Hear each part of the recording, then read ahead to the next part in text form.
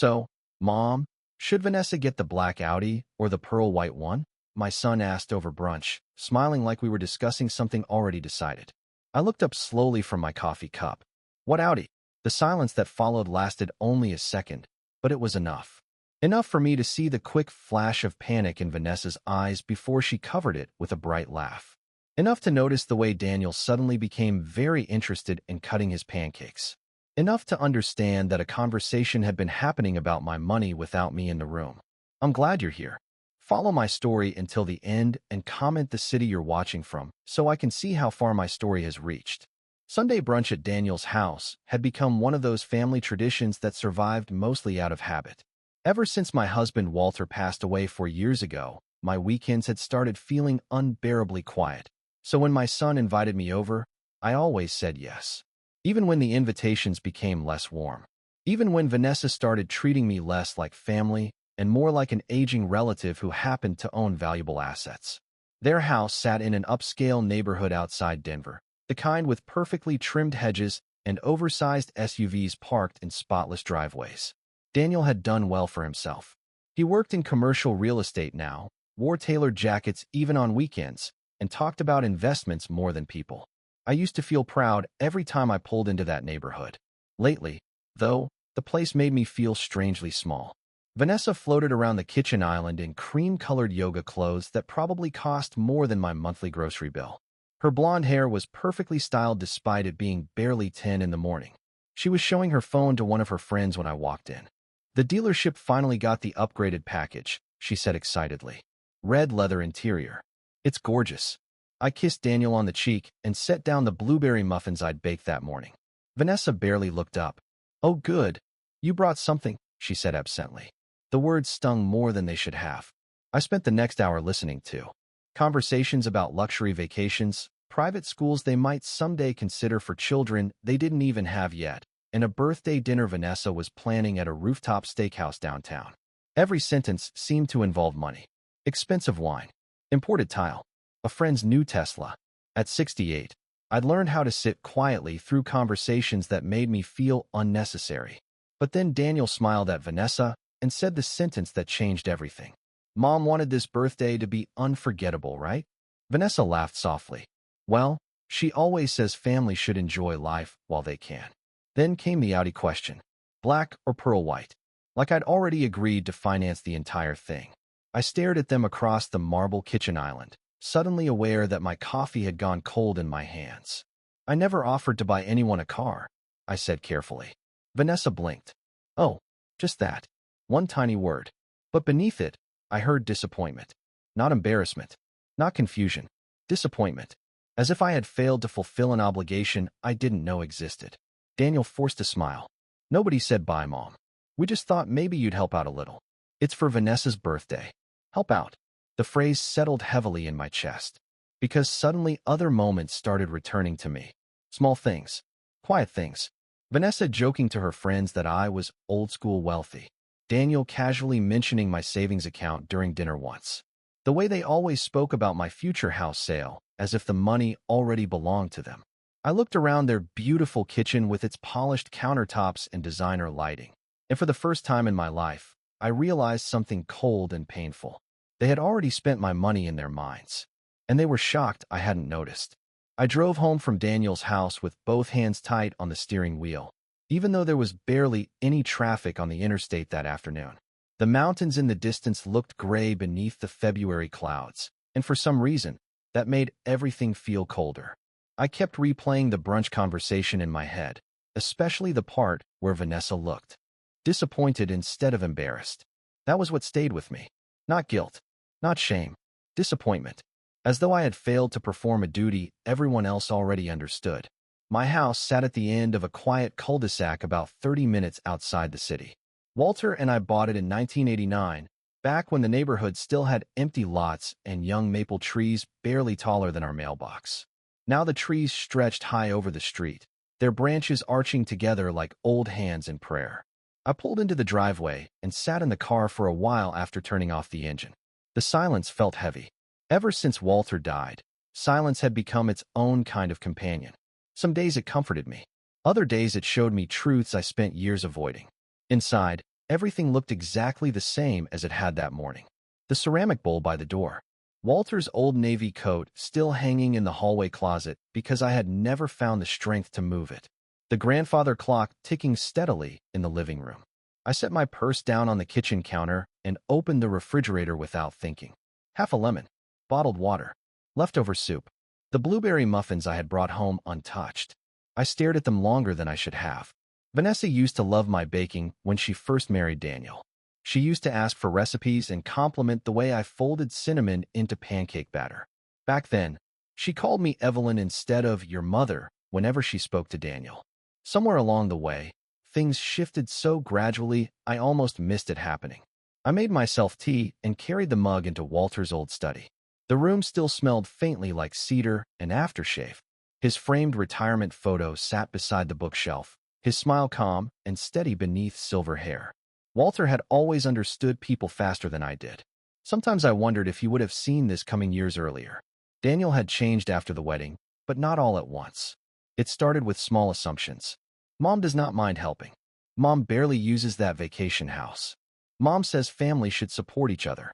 At first, I believed it was normal. Parents help their children. That is what we do in America. We save for college. We help with first homes. We babysit grandchildren. We give and give because love rarely keeps score. But somewhere after Walter's funeral, the giving stopped feeling appreciated and started feeling expected. I walked over to the desk and opened the bottom drawer where I kept old paperwork. Insurance forms, property tax statements, bank records. Everything organized in neat folders because Walter used to say chaos creates expensive mistakes. I found the envelope holding my primary account information and sat quietly at the desk. Something inside me had changed during that brunch. A tiny crack, small but permanent. For years, I convinced myself Daniel was simply stressed, building a career, maintaining appearances, trying to keep up with people wealthier than us. But now I saw something else beneath it. Entitlement. The dangerous kind that grows slowly inside people who stop seeing generosity as kindness and begin seeing it as obligation. Outside, snow started falling lightly against the windows. Soft, silent. I wrapped my hands around the warm tea mug and looked at the account folder in front of me.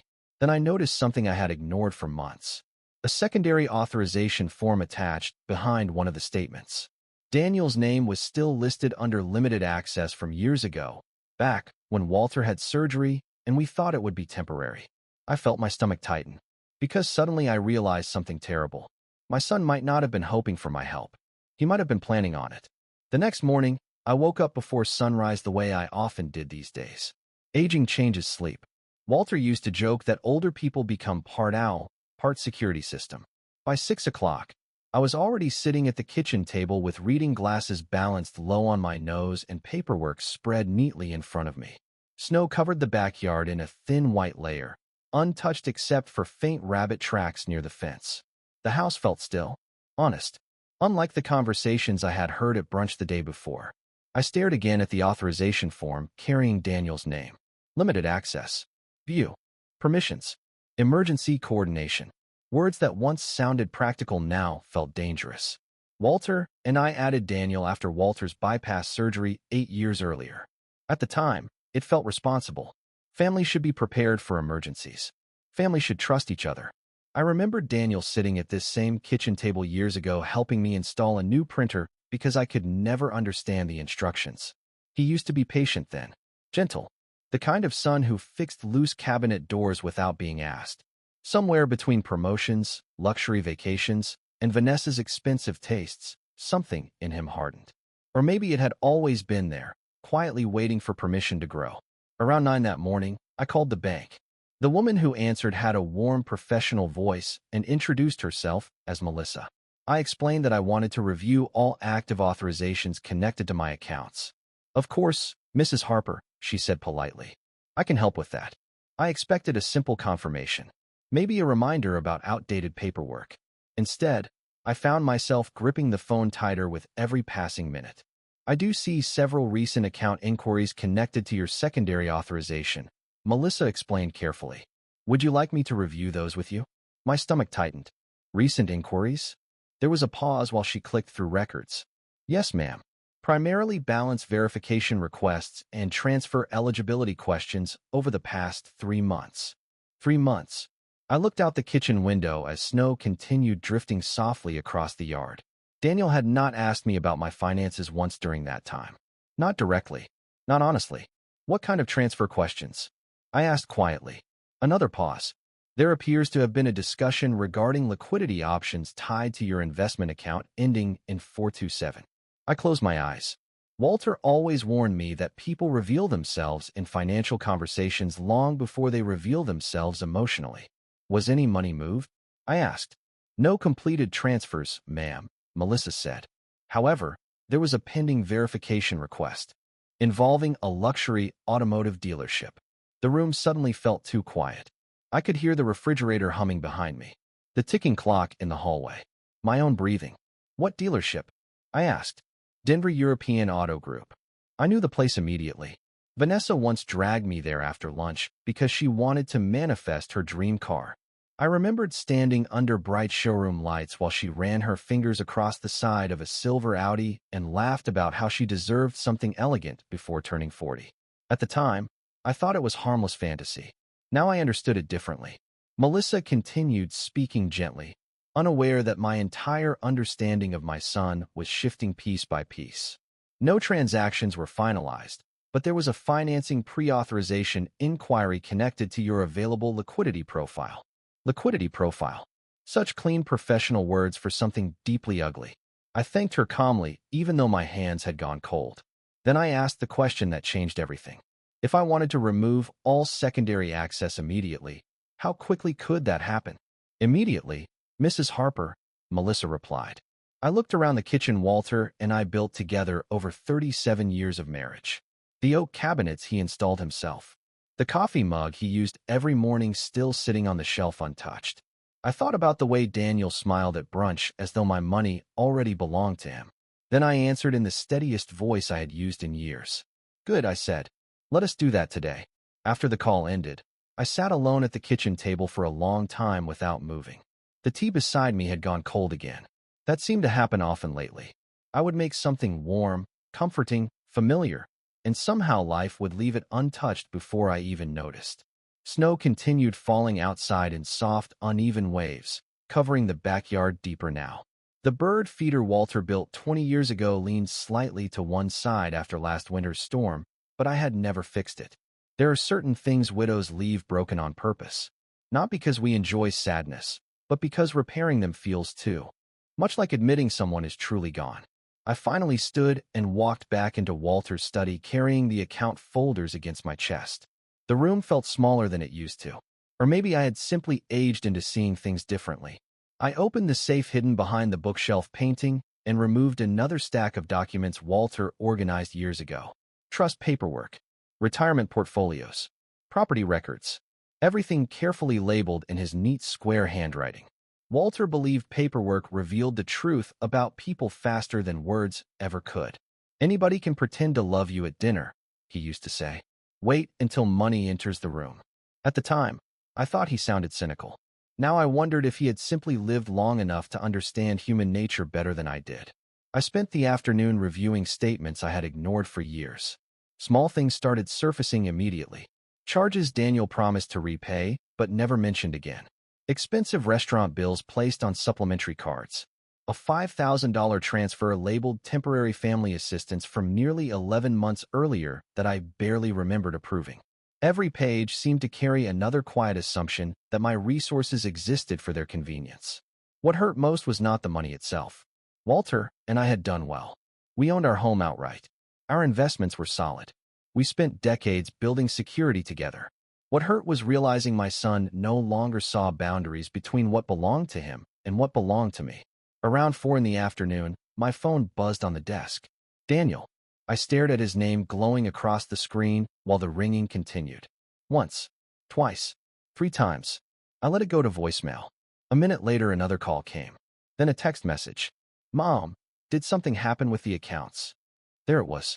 Not how are you? Not are you okay? Straight to the accounts. I set the phone face down without answering. 20 minutes later, Vanessa called. I almost laughed when I saw her name. She had not called me directly in nearly 2 months. Her voicemail arrived moments later, her voice unusually sweet and careful. "Hi, Evelyn, we think there might be some kind of mistake with the bank. Daniel cannot access something he needs for a payment. Give us a call when you can." A mistake. Such a polite word for panic. I walked into the living room and turned on the lamp beside Walter's old recliner. Dusk had settled outside, turning the snow pale blue beneath the streetlights. The house creaked softly around me, familiar and steady. My eyes drifted toward the framed family photo above the fireplace, taken 5 Christmases earlier. Daniel stood behind me with his arm around my shoulders. Vanessa smiled brightly beside him in a cream sweater. Back then, I believed closeness could not be faked inside photographs. I know better now. The phone rang again just after 6. This time I answered. "Mom," Daniel said quickly, relief flooding his voice.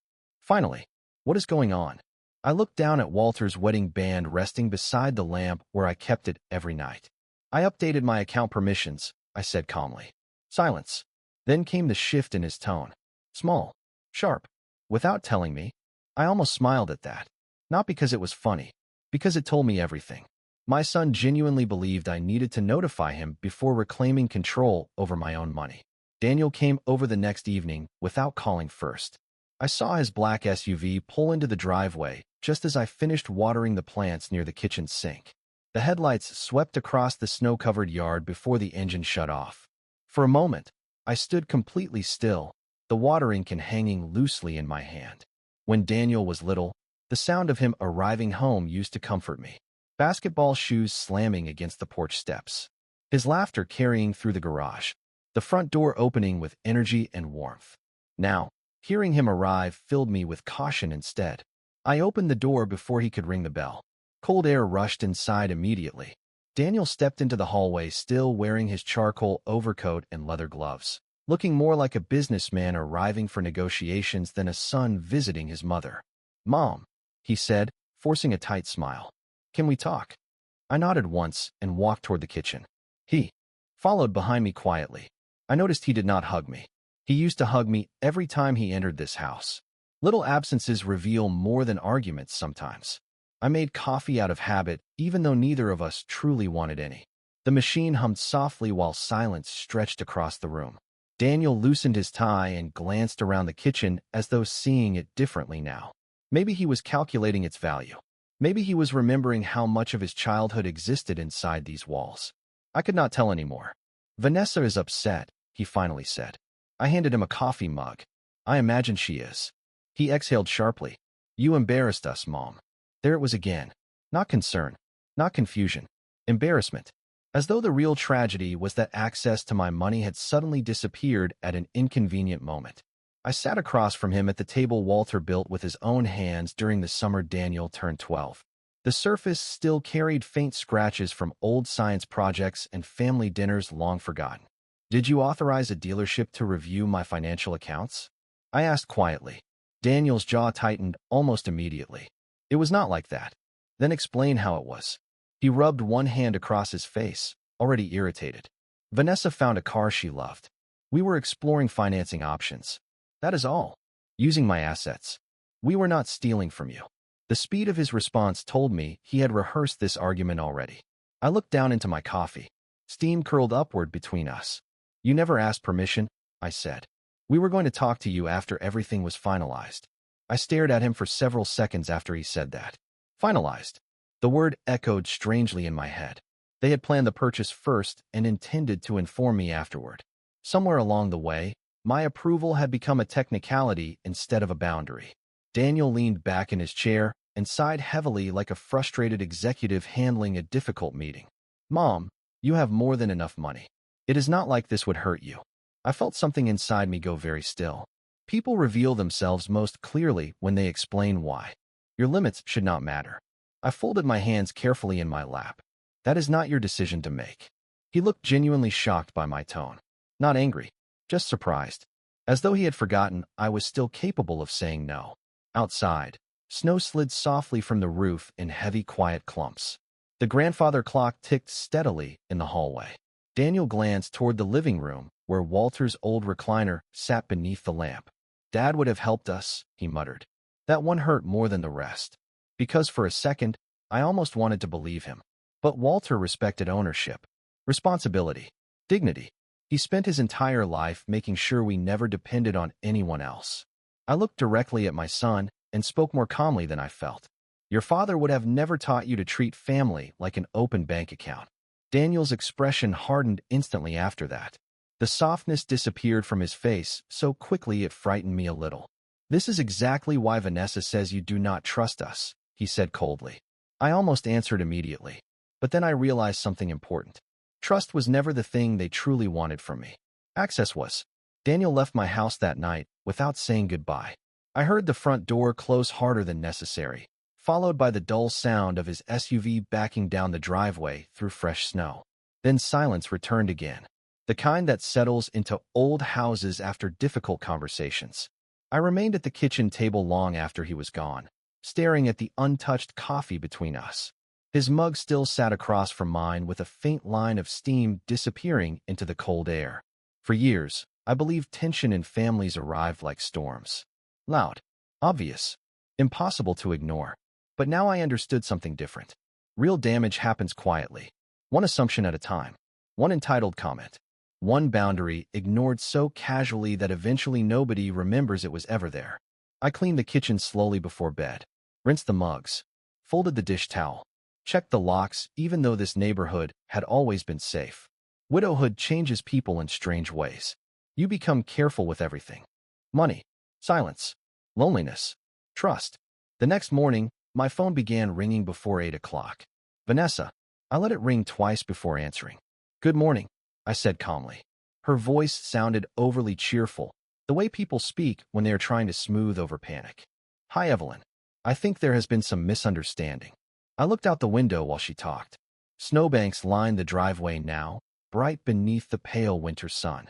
Across the street, old Mr. Hanson was shoveling his sidewalk in slow, careful movements. Ordinary life continuing while my own family quietly unraveled. What misunderstanding? I asked. A pause. Daniel said you removed account access. I did. Another silence followed. Short. Tight. Well, she said carefully. That created a bit of a problem with the dealership. There it was again. The dealership. Not feelings. Not trust. Not family. The car. I see, I answered. Vanessa exhaled softly, like someone struggling to remain patient with a difficult child.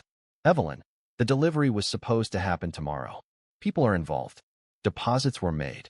I almost laughed at the word people, as though unnamed outsiders somehow made me responsible for maintaining their lifestyle decisions. Then perhaps you should not have arranged it before discussing it with me. Her voice sharpened immediately after that. Just slightly.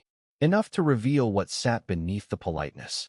Daniel said you always wanted us to succeed. Success is not the same thing as entitlement. The line went completely quiet.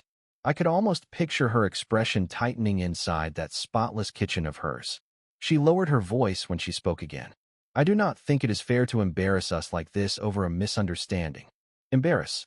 Another one. That word seemed to matter more to them than honesty ever did. I ended the call politely after a few more strained sentences and set the phone down beside the sink. Then I did something I had not done in years. I drove downtown to meet someone Walter trusted deeply while he was alive. Martin Green had been Walter's attorney, financial advisor, and closest friend for nearly 40 years. He was 74 now. With silver eyebrows thick as winter branches and the same calm voice I remembered from decades of holiday dinners. His office overlooked downtown Denver, all glass windows and dark wood shelves lined with legal books.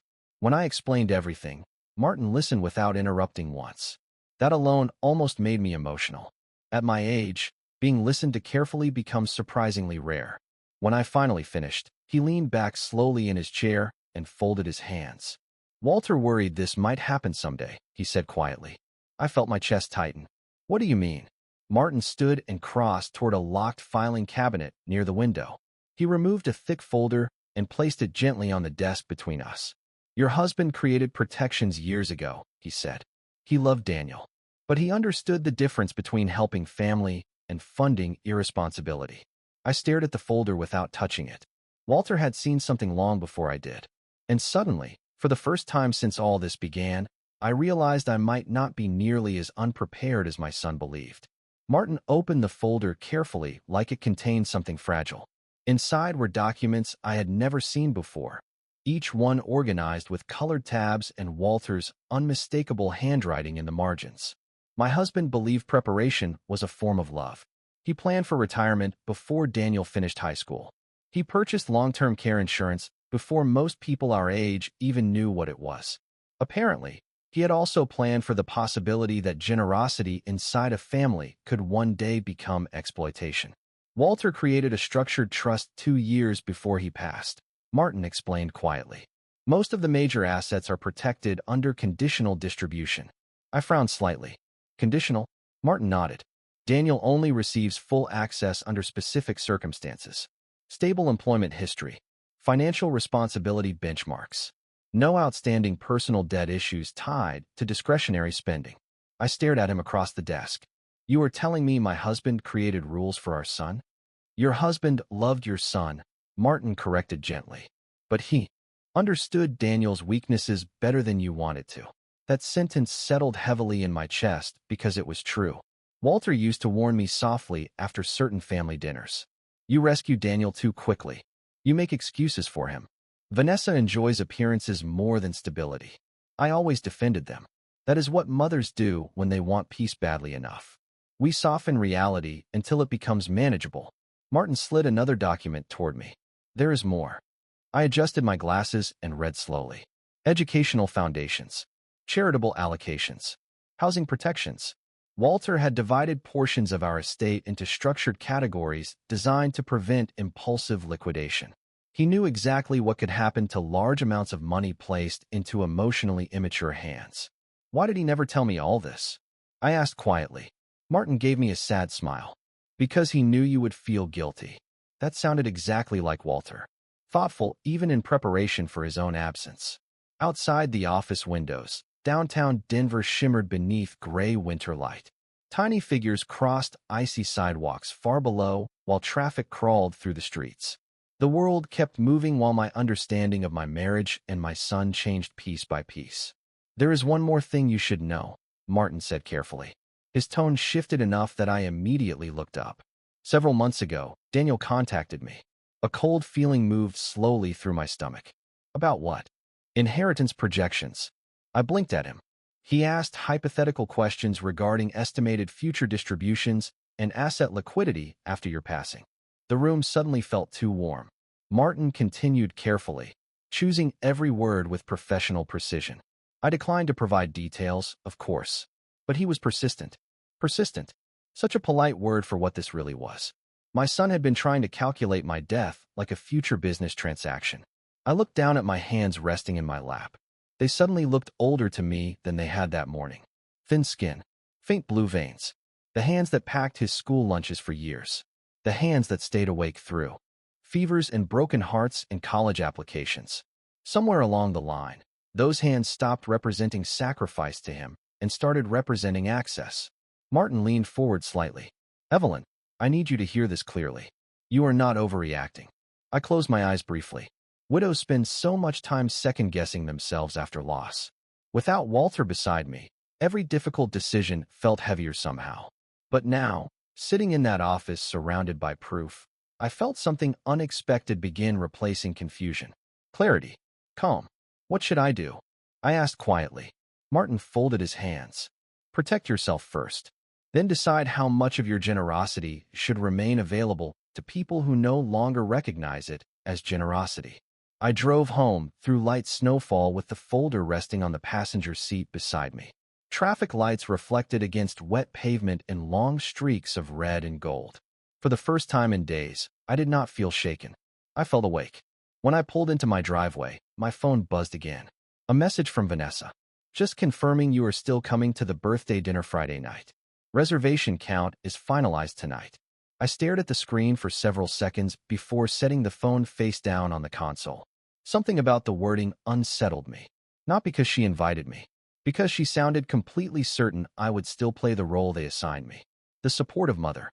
The smiling wallet sitting quietly at the end of the table while everyone else spent money they never earned. Friday night arrived colder than expected. Snow lined the sidewalks in gray frozen piles along downtown streets, while strings of white lights glowed across restaurant rooftops and hotel entrances. I stood in front of my bedroom mirror, fastening a pair of pearl earrings Walter gave me on our 30th anniversary. For a moment, I considered staying home.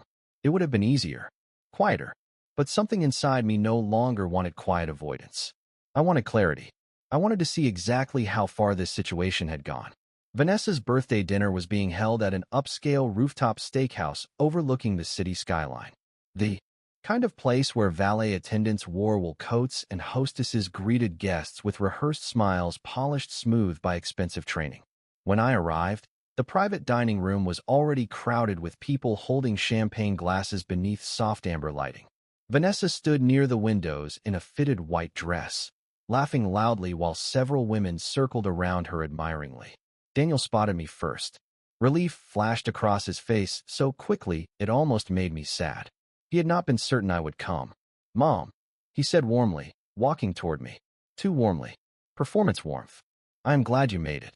Vanessa turned immediately, her smile brightening for the room. "Evelyn," she said, air-kissing my cheek. "You look beautiful." I noticed she never apologized for anything that happened earlier in the week. Not directly. People who rely on charm rarely apologize when they believe appearances can smooth things over instead. The dinner itself unfolded exactly the way I expected. Expensive wine poured continuously. Conversations about ski homes, market investments, and private schools drifted around the table while servers carried plates beneath dim golden lights. At one point, one of Vanessa's friends raised her glass and laughed. "So where is the famous birthday surprise?" Several people smiled knowingly. Vanessa glanced toward me for less than a second before lowering her eyes modestly. That tiny look told me everything. They had talked about the car openly, publicly, like it already existed. Daniel cleared his throat awkwardly. "Still working out delivery timing," he muttered. Vanessa touched his arm lightly, still smiling for the table. "It is worth waiting for." I sat quietly at the far end of the room listening to them discuss a future funded by assumptions. Strange how calm betrayal can look under restaurant lighting. Around dessert, Daniel's phone buzzed sharply against the tablecloth. I watched his expression change the second he read the screen. His posture stiffened. The color drained slightly from his face. Vanessa noticed immediately. "What?" she whispered. Daniel stood too quickly, nearly knocking his chair backward. "Excuse me for one second." He stepped toward the hallway near the elevators and answered the call in a strained low voice. Vanessa followed him seconds later despite trying to appear casual. The room filled with uncomfortable silence once they disappeared. People looked down at wine glasses, dessert forks, anything except each other. Then the private room doors opened again. Vanessa walked back in first. Her face had changed completely. Gone was the polished confidence she wore all evening. She looked shaken now, angry, embarrassed. Daniel followed behind her with his jaw tight and eyes avoiding mine entirely. One of the guests laughed nervously. "Everything okay?" Vanessa forced a smile so brittle it barely held together. Apparently, there was an issue with the dealership transfer. Issue. Another polished word hiding humiliation beneath it. Nobody spoke after that. The energy in the room shifted all at once like cold air entering through an open window. People suddenly became fascinated with their phones and cocktails. I reached calmly for my purse. "I should head home," I said softly. Daniel looked at me then.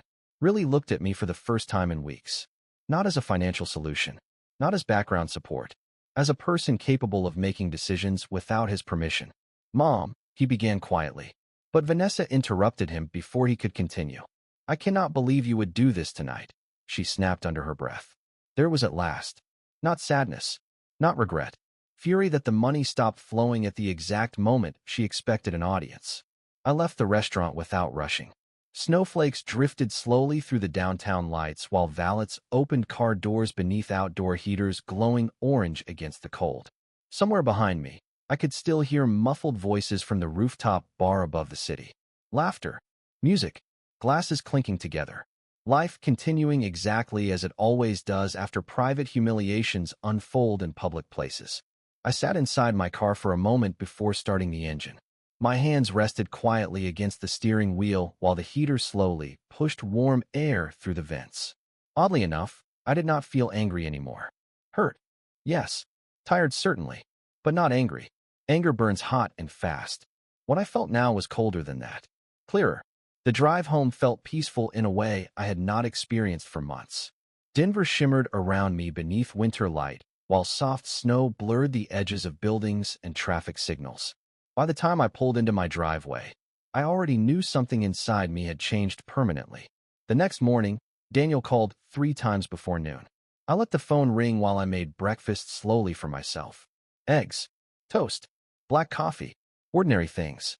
The 4th time he called, I answered. His voice sounded exhausted. "Mom, can we talk?"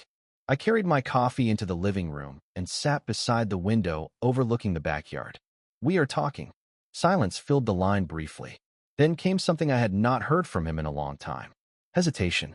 "Vanessa is upset," he said quietly. I almost smiled at the predictability of it. "Yes."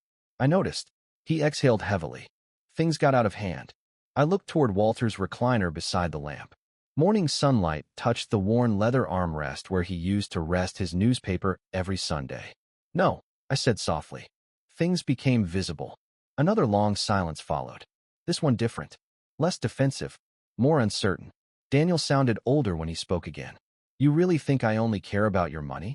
The question lingered painfully between us, because part of me still remembered the little boy who used to crawl into our bed during thunderstorms. Part of me still remembered helping him practice multiplication tables at this same kitchen counter. Mothers never completely stop carrying earlier versions of their children inside them. "I think somewhere along the way," I answered carefully, "you stopped seeing my help as a gift." He did not argue with me this time. That hurt more than if he had shouted. A week later, I met with Martin again. We updated every remaining account authorization. We restructured several distributions inside the trust. A large portion of our estate was redirected toward a scholarship foundation Walter once dreamed about funding for trade school students across Colorado. Young people trying to build stable lives without drowning in debt. It felt right. Solid. Useful. Daniel would still inherit eventually, but not recklessly. Not freely.